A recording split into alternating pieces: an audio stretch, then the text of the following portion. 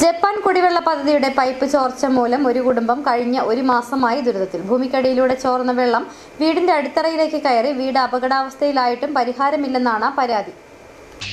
തേക്കടി തടാകത്തിൽ നിന്ന് കുമളി കുരിശുമലയിലെ ജലസംഭരണ ടാങ്കിലേക്ക് വെള്ളം എത്തിക്കുന്ന പ്രധാന പൈപ്പ് ലൈനിലാണ് ചോർച്ചയുണ്ടായത്.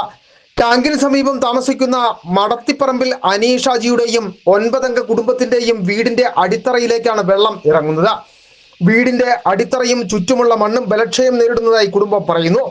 പഞ്ചായത്തിനും വാട്ടർ അതോറിറ്റിക്കും പരാതി നൽകിയതിനെ തുടർന്ന് 3 സ്ഥലങ്ങളിൽ പരിശോധന നടത്തിയെങ്കിലും ചോർച്ച കണ്ടെത്താനായില്ല. അധികൃതരുടെ അനാസ്ഥ മൂലമാണ് പ്രശ്നത്തിന് പരിഹാരമാകാത്തതെന്നാണ് കുടുംബത്തിന്റെ ആരോപണം. അടിയന്തരമായി ചോർച്ച കണ്ടെത്തി വീടിന്റെ സുരക്ഷ ഉറപ്പാക്കണമെന്നതാണ് ഇവരുടെ ആവശ്യം.